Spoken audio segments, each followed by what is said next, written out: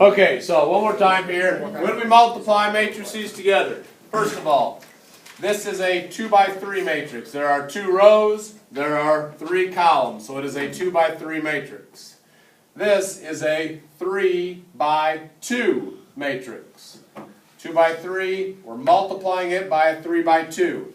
That is possible to do because the columns of this match with the number of rows in the second one. These two numbers here have to match, otherwise you cannot multiply those two matrices together.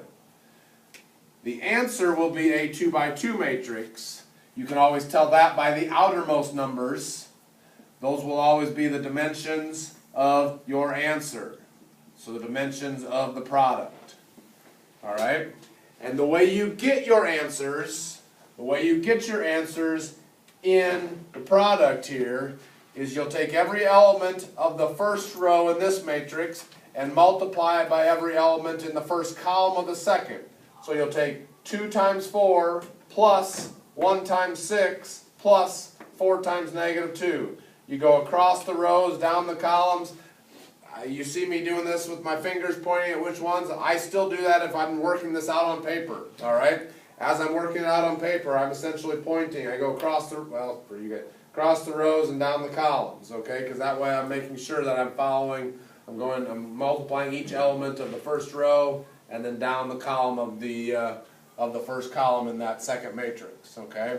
So your work will be 2 times 4 plus 1 times 6 plus 4 times negative 2 to get your answer. So 6. So 8 plus 6 plus negative 8, your answer is 6 right there.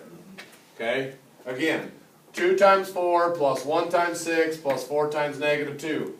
If you use the first row and the first column, that will give you your answer in the first row, first column of your solution.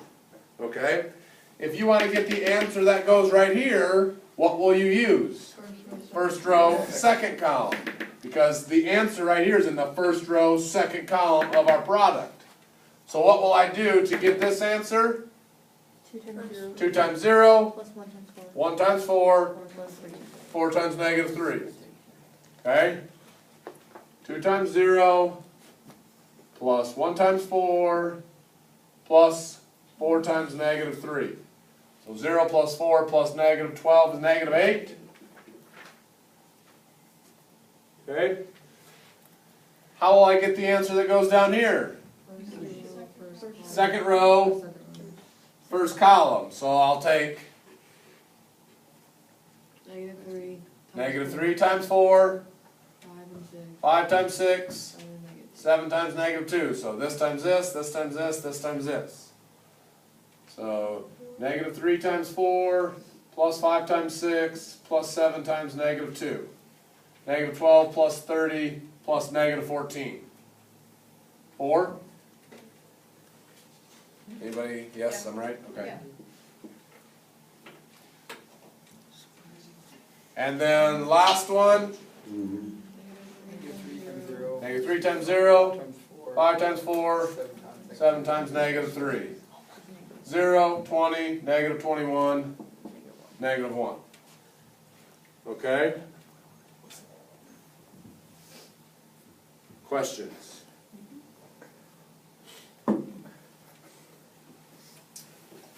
What if these two numbers don't match up?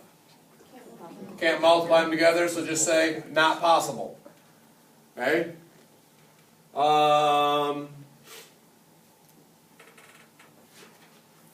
With regular numbers, 5 times 7, that's multiplication. 5 times 7, 7 times 5. Do you get the same answer? Yes. Yes. Because multiplication is commutative, meaning you can switch the order around and you get the same thing. With matrices, is multiplication commutative? Can you switch the order? Can you take this times this and get the same answer? No. No. Okay? You would not get the same answer. Okay? In this particular case, you could multiply them together. We could switch this around. We could take 4, 0, 6, 4, negative 2, negative 3. We could take that times 2, 1, 4, negative 3, 5, 7. We could multiply that together because this is a 3 by 2, this is a 2 by 3. These two numbers right here, they match up, so we can multiply them together, but what will the dimensions of this answer be? 3 by 3. 3 by 3, so you're going to get a different answer. So matrix multiplication is not commutative. You can't switch the order around and expect to get the same answer. Okay? So it definitely makes a difference of the order that you multiply two matrices together. Okay? So if I called this matrix A and this matrix B, and I told you to do A times B for one problem, and then I told you to do B times A for another problem, okay, those are different problems. You will get different answers for that. Does that make sense? Can you see why? Okay? Alright. The other thing with matrix multiplication, remember how I talked about an identity matrix? Yes. A multiplicative identity matrix? Like squares. Okay? It's got the ones going down the diagonal. It's always a square matrix. Okay? I said how this is kind of like the number 1 in multiplication. Because if you would take this matrix times this one right here, we couldn't take it times this one, but we could take it times this one. If we would take this matrix times this one right here, you'd get this. Okay?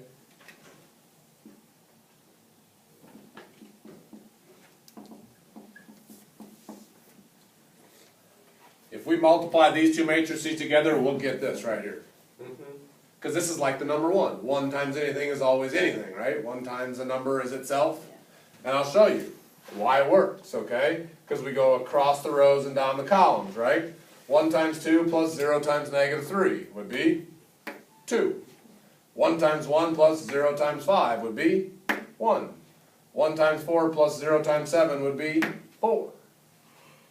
You're going to get the exact same answer. 0 times 2 plus 1 times negative 3 is negative 3. And so on. So this multiplicative identity matrix that I've talked about before in class is like the number 1 as far as multiplication goes. If you multiply something by it, it will just equal itself. Now, in order to multiply this matrix by a multiplicative identity, or excuse me, multiplicative identity, what size would my identity matrix have to be? If I was multiplying in front of it. It'd have to be like 2 by 3 or something. Well, it has to be square. Oh, 3. So it's got to be a 3 by 3. Oh, yeah. Okay. To multiply this one, you need a 3 by 3. So 1, 0, 0, 0, 1, 0, 0, 0, 1 times 4, 0, 6, 4, negative 2, 3. It has to be a square because it goes diagonal, right? Is that what you're saying? So, and all the ones have to be identity. And the ones are always in this diagonal from top left to lower right in the identity matrix. Yep, multiplicative identity matrix. And yeah, because this is a 3 by 2, we know this one has to have 3, plus it's always a square. Okay, so therefore it'd have to be a 3 by 3 if we're going to multiply it by a 3 by 2. Okay? Other questions? Good questions. All right. Homework on this is page 83, 38 through 46. Page 83, 38 through 46. Again, page 83, 38 through 46 is your homework for matrix multiplication. You will need to do matrix multiplication by hand. Your graphing calculators can do matrix multiplication for you. In fact, I would use that to check your answer. But you will have to, basically, you will have to get your answer by showing work. So what I mean by that is, okay, do you need to show that long stuff that you see in the packet? No, not necessarily.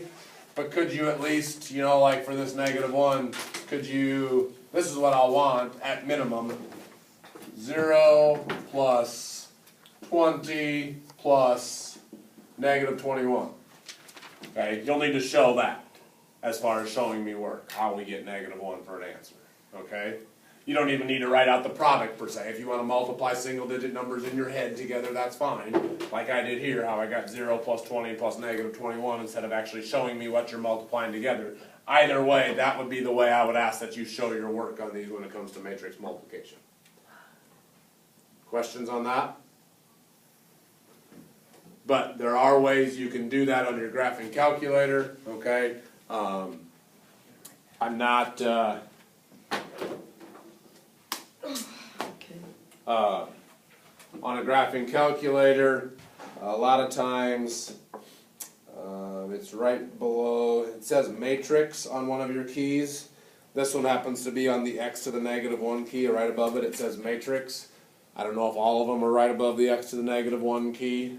Tori, I see you looking at yours. Is yours on the x to the negative 1 key? Emma, how about the one? Okay. So it actually says matrix right above one of the keys, so you got to hit second matrix. And then a matrix screen will come up, okay? And you actually have to go over to edit. You'll have to go over to edit to actually create a matrix. Okay, so you can go over to edit, you can create a matrix, you got to tell the calculator what size of matrix, so you tell the calculator it's a 2 by 3, a 3 by 3, a 1 by 4, whatever, and then you can actually enter the numbers in. So you create one matrix, you create the other matrix, and then you just multiply them together, or you'll learn to do some other things too. So it can be done on a graphing calculator. Honestly, when the matrices are only this big, and as long as it takes to type everything in, I really think it's faster just to do it by hand, personally. But you could at least use your graphing calculator to help you. Now we'll work more with these later, once the values start getting a little bit bigger, or if there would ever be fractions or decimals involved, I'm sure you'd want to use your graphing calculator anyway. So, but we'll work with that more when they get a little bit tougher. Okay? So, other than that, I'd say you're good to go to practice some of these problems. It's only, 8, 9 problems there, so not a lot, but just get practicing on your matrix multiplication, and that is it. Alrighty. Oh.